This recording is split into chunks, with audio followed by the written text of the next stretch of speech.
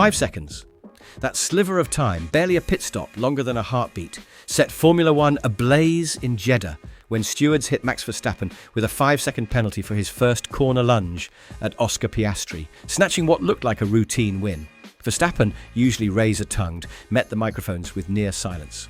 One stray phrase now risks fines, beginning at €40,000 and escalating to six-figure sums. Suspended race bans and points deductions under the FIA's new misconduct code. Into that tension stepped FIA President Mohammed Ben Sulayem, urging the champion to hold his tongue. A snapshot that ricocheted across social media and united drivers in rare agreement that the rule makers may have overstepped. Within days, senior officials resigned, teams whispered about regime change, and fans wondered whether the sport's guardian could survive open rebellion from its stars. The season's most decisive battle may unfold not on asphalt, but in the ballot room at Abu Dhabi later this year. Verstappen dived up the inside of Oscar Piastri, ran wide, rejoined first, and inherited a 5-second time penalty that all but stripped the Dutchman of a routine win. 5 seconds is an eternity when you are measuring destiny in thousandths, and the paddock erupted. Yet it was what happened after the checkered flag that truly lit the fuse. FIA President Mohammed Ben Sulayem approached Verstappen behind closed garage doors, reportedly urging restraint before the driver faced the microphones. Verstappen's reply was a chilling near silence. He feared that one frank sentence could trigger an even harsher sanction under the governing body's newly beefed-up misconduct rules. That is the starting tariff under Appendix B of the International Sporting Code, updated this winter to clamp down on offensive, insulting or coarse language. A second offence can soar to €120,000 and a potential suspension. A third brings the nightmare scenario of points deductions or a race ban. Drivers call it a gag order in all but name. No wonder Verstappen, Charles Leclerc and rally ace Ott Tanak now dance around live microphones as if they are minefields. Ben Sulayem insists the rules merely help stewards apply penalties consistently. Yet within weeks he was forced to hint at revisions after a storm of backlash from every FIA World Championship. In early April, Robert Reid, Deputy President for Sport and second-in-command at the FIA, walked out, blasting a fundamental breakdown in governance standards. Within hours, Motorsport UK Chair David Richards released an open letter accusing the President of a power grab and condemning the practice of barring council members from crucial meetings unless they signed sweeping non-disclosure agreements. One such meeting rubber-stamped a mandatory two-stop strategy for the Monaco Grand Prix. Yet, key voices were literally locked outside the room. The optics were toxic. The FIA appeared to fear its own people more than the public. In 21st century Formula One, unity among drivers is rare. Outrage just changed that. Grand Prix Drivers Association Director George Russell called the situation unstable and warned that driver input has little impact on FIA decisions. Carlos Sainz labelled a recent anthem timing fine absurd and demanded to know where penalties go. Lando Norris joked that a stray expletive could now cost more than a front wing.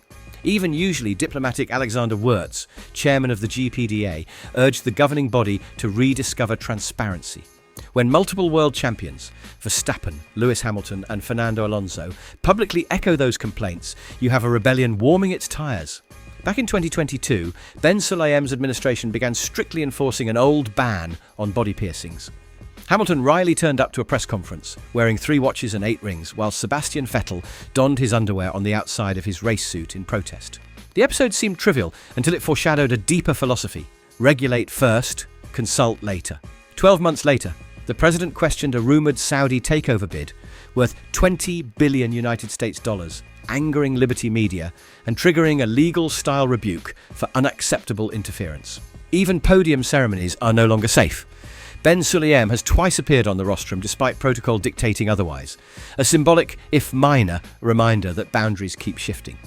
Throughout the spring, social media crowned Susie Wolff, ex-Williams development driver, Monaco Grand Prix ambassador and head of the F1 Academy, the heir apparent.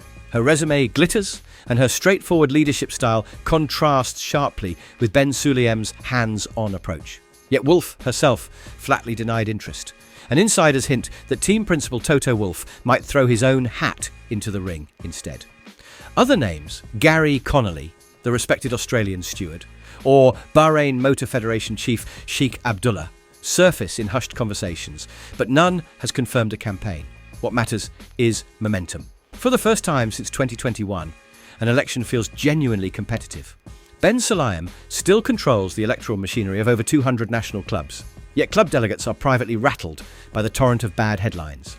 Liberty Media has already signalled it will fight any intervention that threatens commercial growth. While drivers insist they will keep the spotlight fixed on governance until genuine change arrives. The result? A pressure cooker set to boil over in Abu Dhabi when ballots are cast.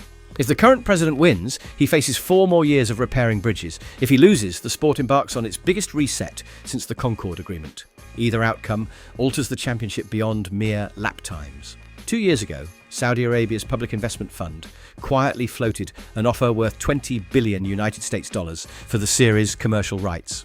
Liberty Media refused, and within hours, FIA President Mohammed Ben Sulayem tweeted that the championship might be overinflated. Liberty's lawyers fired back, warning that the governing body had no say in any potential sale. That legal broadside exposed how fiercely both sides guard the golden goose. Since then, Liberty has accelerated rather than braked.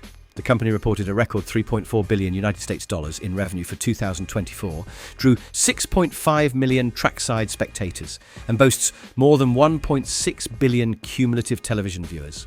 Growth attracts scrutiny. The European Commission has launched an in-depth probe into Liberty's planned €3.5 billion takeover of MotoGP promoter Dorna Sports, concerned that one conglomerate might soon control the 2 biggest motorsport media rights portfolios on the planet.